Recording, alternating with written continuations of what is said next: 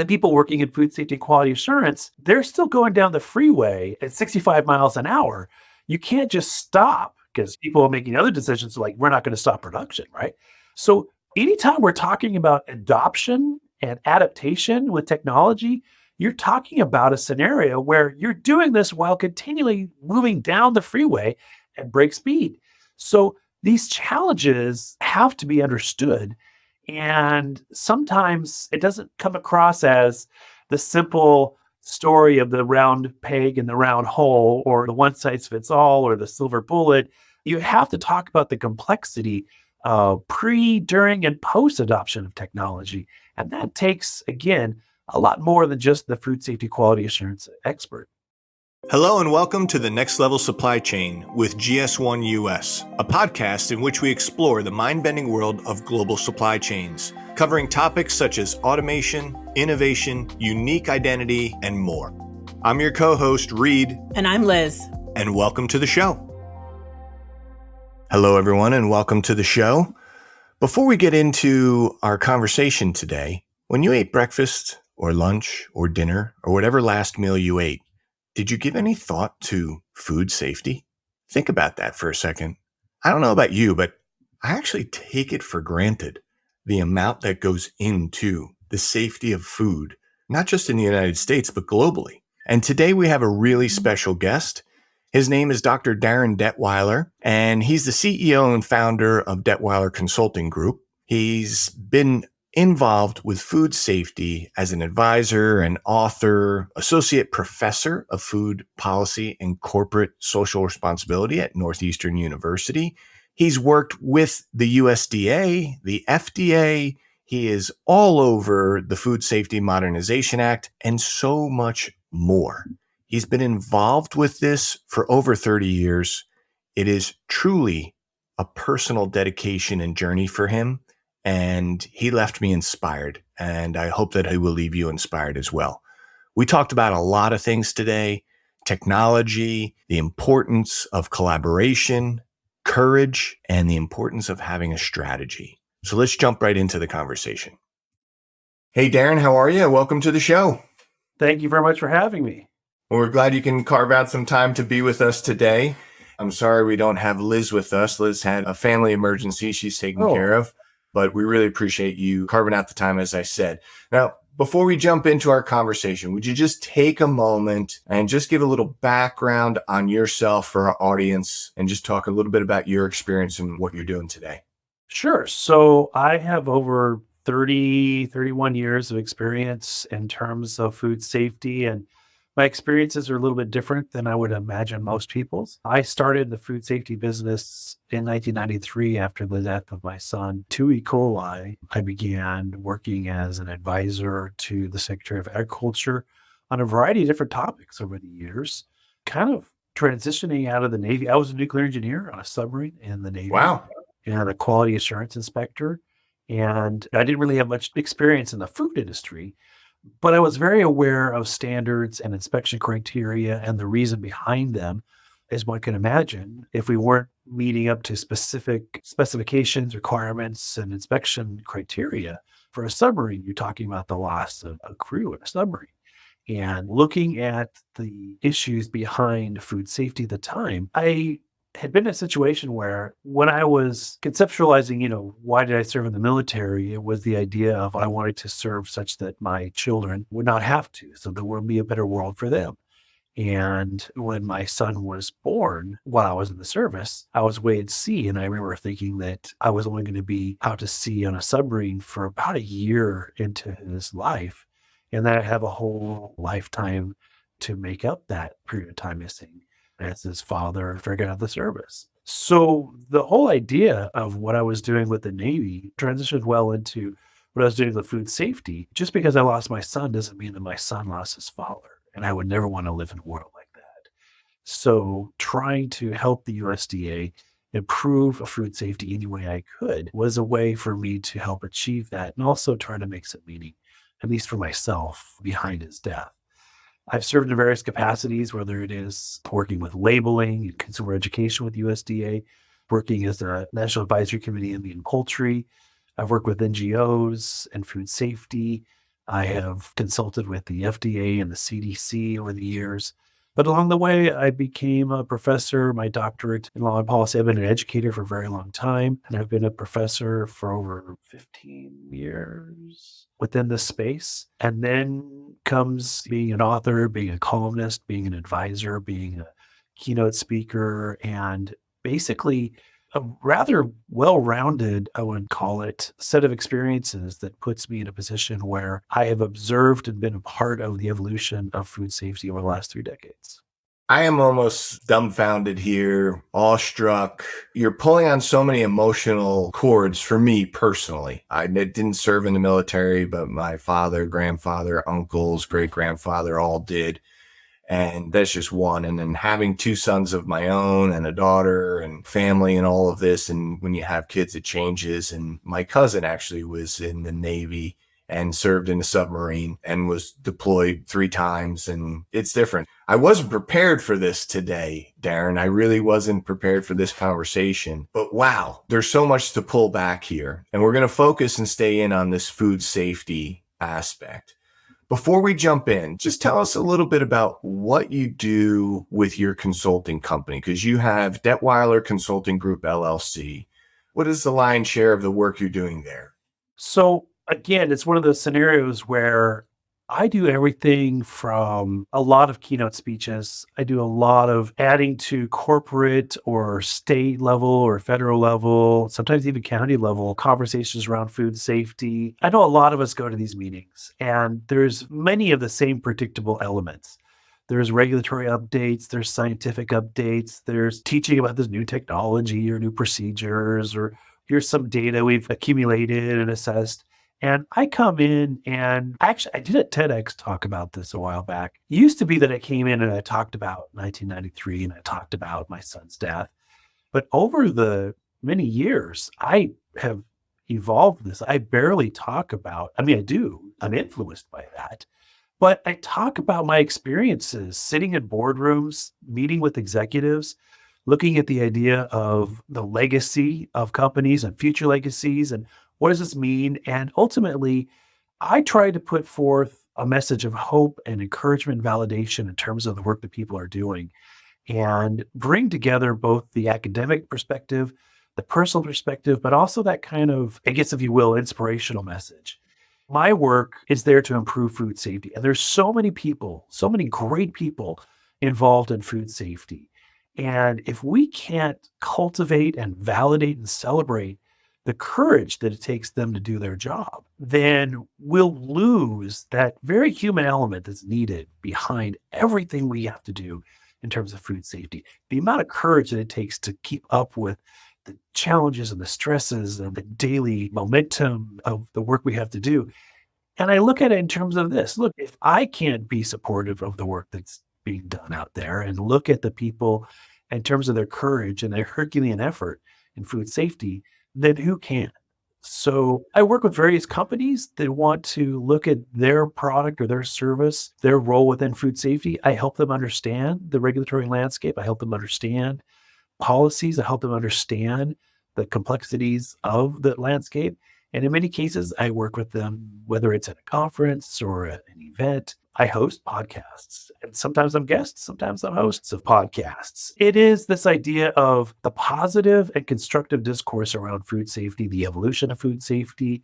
But also, I guess the last thing I would add is working with media, because many times those who are writing about the events, they don't have the history behind it. They don't have the sense of, oh, this is one more item in a long series of the seemingly endless cycle of failures and reform. I'll talk with journalists sometimes and they don't know the difference between the USDA and the FDA, or they don't know that, oh, we've had this problem many, many times, or they don't know, they'll see that documentary Poisoned that I was in that came out last year. And they'll be surprised that I say that I avoid these foods. Why do I avoid these foods? And what does that mean? And so a lot of it is just connecting those pieces from a neutral position. I don't work for this food company and I don't work for that government.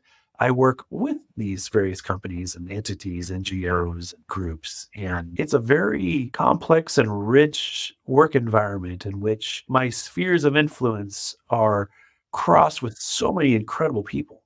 There's a lot there. I want to just give a thought that came to mind, because you talked about like all the stuff going on within food, right? And I look at it a little bit historically. It's so funny because growing up, my dad read history books every night. Every night he'd read a history book and he would finish a book in 2 days. And I'm not a strong reader like that. I have dyslexia. And so I always struggled with it and was like, I hate. Now I absolutely love history and where we are. And there's a famous quote from Henry Ford, if you believe you can or can't, you're right. And it's kind of like, to sum it up, it's glass half full, glass half empty. And for generations and generations and generations, you've always heard, oh, the world is burning and everything is terrible and this is that. And then in the same time, for every generation, isn't this wonderful? Look at how advanced medicine's at. Look at how abundant food is. And you get in very quickly in a conversation, say, oh, we're up to over 50% food waste. But we could also say we're over 50% food supply. The abundance of food for people. We take for granted going to a grocery store and eating healthy stuff every day. Yes, processed food. We can go down that rabbit hole. We can go down a lot of things. But I think it's because of the history that you've had and experiences. You mentioned something within talking about what you do. It piqued my interest because I'm a technology guy, but you said new procedures and new technology. What are you seeing right now with new tech, new trends? What's the big thing going on in food safety right now?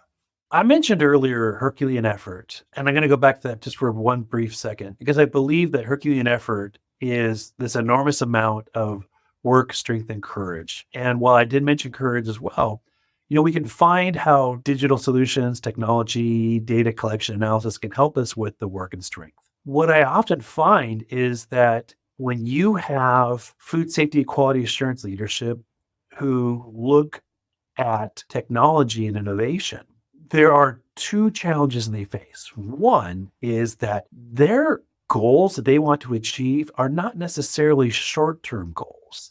Many times within technology aspects, you're looking at long term goals. But when you look at the investors, because technology and these digital solutions often require money, too many times investors look at the need for short term return on investment. And so there has to be this balance between that short term ROI and the long term ROI. And if you look at the end game, if you look at the idea of trying to break beyond that short term ROI and say that, look, down the road, we'll be able to achieve this, you have to have, again, that support, that courage, and the ability to look beyond that. But the other challenge they face is that the people that often have the purchase or the decision-making powers are not the people that are going to be using that technology. They're not the ones that would technically understand some of this. And I've been at some of these events, back when blockchain was the big conversation. I was in meetings with executives and they were saying things like, well, look, we're going to wait until our competitors, until so many people have this, and then we'll jump on board later down the road because we don't want to be the first to adopt. But we're not going to do anything until we're ready to adopt. And I would say things to them like, well, okay, but you can't not do anything until you adopt. You have to have things squared away. Your data collection, your data storage, your data security, your data analytics. Who's going to analyze those data? And don't tell me your IT team. It's a completely different set of people than who would be actually doing your data analytics. And then with your data analytics, how are you going to test to make sure that it actually is achieving the goals you want to achieve? You have to put a lot of foundational work into this before you even bring on board any type of digital or other type of technology solutions in order to do this. And I would have these conversations over and over and over again where, again, these different forces, meanwhile, the people working in food safety and quality assurance, it's like, look, they're still going down the freeway at 65 miles an hour. You can't just stop because, people are making other decisions like, we're not going to stop production, right? So anytime we're talking about adoption and adaptation with technology, you're talking about a scenario where you're doing this while continually moving down the freeway at break speed. So these challenges have to be understood. And sometimes it doesn't come across as the simple story of the round peg and the round hole or the one size fits all or the silver bullet. you have to talk about the complexity pre, during, and post adoption of technology. And that takes, again, a lot more than just the food safety quality assurance expert. I love the car analogies because I'm a car guy. I'm also a technology guy, so I love that as well. I often use the analogy of a race car. You can have a Ferrari, you can have a Formula One car, and you can have the best of the best. But if you don't have a good driver and you don't have a good pit crew and you don't have a plan, it's just a boat anchor. Someone will drive it into the wall right away. You won't even finish the first lap. But when you have the process, the strategy, the spot checking, the maintenance, and I think that's a big piece that people often overlook. It's like you can have the brightest, shiniest, newest, coolest AI technology, but how are you spot checking it? How are you applying maintenance to it? Where are you evolving? Does that make sense? I mean, am It makes I a great hearing you deal of correctly? sense. I'll add one more level. Even with the best car, the best driver, and the best pit crew and technicians and everything, guess what you still have? You still have seatbelts and airbags because you predict the idea that Yeah, things may go wrong and that right. you may need to have either redundant Fire systems. suits, helmets. Yes, Exactly. You're still predicting that there are invisible dangers or complications out there that may exist. And again, you can't make the assumption that just because you have the best of everything, that these things can't happen. And it could be that it's an internal problem or an external problem. But you have to be prepared for that. You have to have those plans in place. And guess what? You can't go, oh, you know what? I should have put a seatbelt in when you're going around the track. You have to have right. thought about that in advance. So it's not just moving down the track, but it's that kind of pre, during, post predictive analytics, but also the resolution stage and also the combining of all the different expertise. Even that driver, the best driver you can find, still has some limitations in terms of their understanding of the engine design or of certain Right. There's elements that trust and there. needs to depend on and trust those people around them, even if they have completely different skill sets, but they're all involved in the overall act of making this successful. So I'm smiling so big here because we talked about my dad in history books, and you just mentioned something about, like seatbelts. Like the reason that we have them is because we learned from the history. And that's what my dad would say. It's like, I'm planning for the future by looking at the past, and you have 3 decades of experience within this field, starting from a tragic spot with the loss of your son, but leveraging skills that you have and knowledge that you have, and then really diving in. I'd like to pivot here a little bit. And if you could share, because we learn more from our failures than we do our successes because they sting so much, right? I always say like our failure is the new wrinkle in the brain, and it's this opportunity to really learn and to let it sit in. So I was wondering if you might be able to share some of the bigger failures you've seen within food safety so that others could learn from it. Because as we're moving forward, as you said, technology for technology's sake is not it. You need the whole team and the leverage. But Ironically, I made this statement just a short while ago. None of the big failures that I've ever seen had anything to do with technology. I think one of the problems we have, are you familiar with ESG? ESG, yes, you're talking about sustainability and that. The environmental social governance.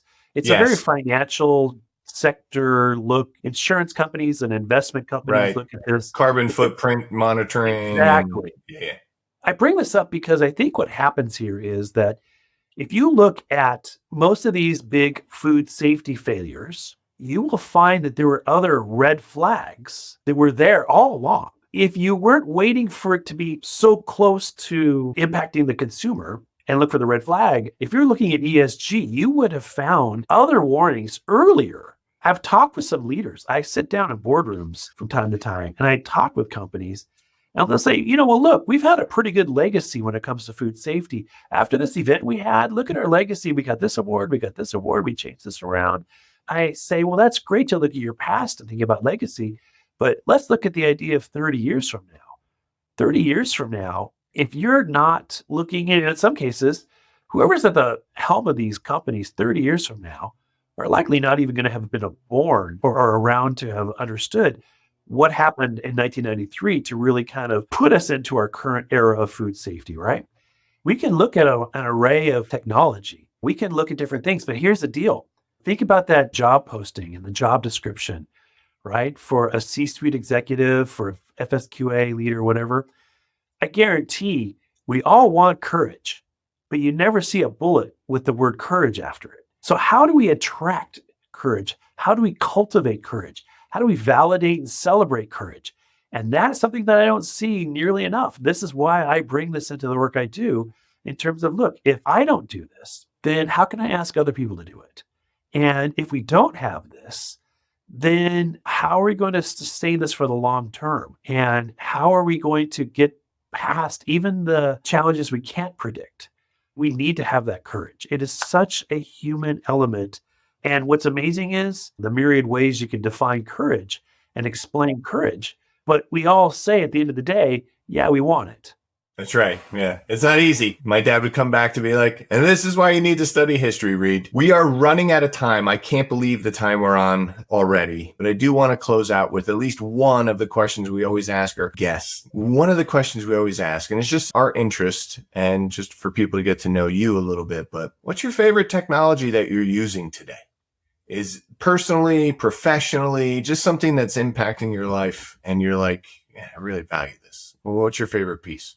This might not be the predicted answer, but I'm going to say social media. One of the biggest changes I've seen over 3 decades is that today, as opposed to 3 decades ago, consumers are considered to be stakeholders within the food system, within the food industry, the food supply, food safety landscape, more so today than ever before. And I believe that social media has a great deal of a role to play in that.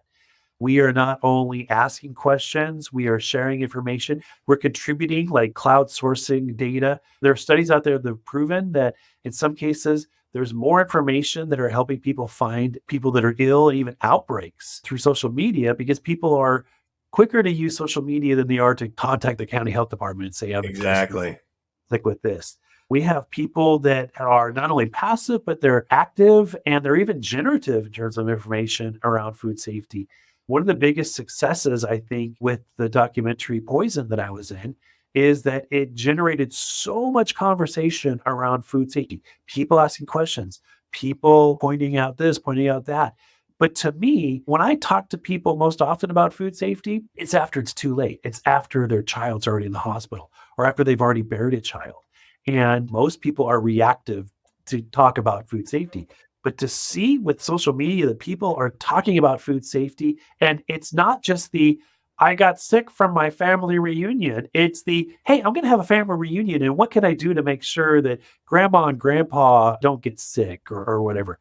And I think that we could talk about a lot of different data collection and analysis type of technologies, but we have to realize that you said earlier, we have to make sure that consumers are first and foremost and that their involvement in it, they're never going to be dealing with technologies that the leaders behind the scenes would be using for data collection and analysis and regulatory compliance and things of that nature. But if you look at the role of social media, I think it's significant to note. And I think that it'll continue to be a significant element within the greater picture of food safety as we go forward. Yeah, I couldn't agree more. I mean, I know that there'll be people out there, social media is terrible. Like you said, it wouldn't be the guest answer, but I think that the yin and yang and the balance of the world, the good and bad, it's still getting a lot more awareness out there. I can tell you myself, I would look at things like, oh, that's not that big of a deal. And now I'm like, maybe I should pause. Maybe I should read in a little bit more. And so just that right there can really help. Darin, I can't thank you enough for spending this time with us and sharing your background and your history and really just sparking a fire and an interest into an area that is so vast. I mean, we didn't even touch on 204 today, which is amazing. It sounds like we might have to have a part 2. That's where I'm kind of going as well. But for now, thank you. Appreciate your time. Thank you very much. Thank you for joining us on this episode of the Next Level Supply Chain with GS1 US. If you enjoyed today's show, please subscribe to our feed and explore more great episodes wherever you get your podcasts. Don't forget to share and follow us on social media. Thanks again, and we'll see you next time.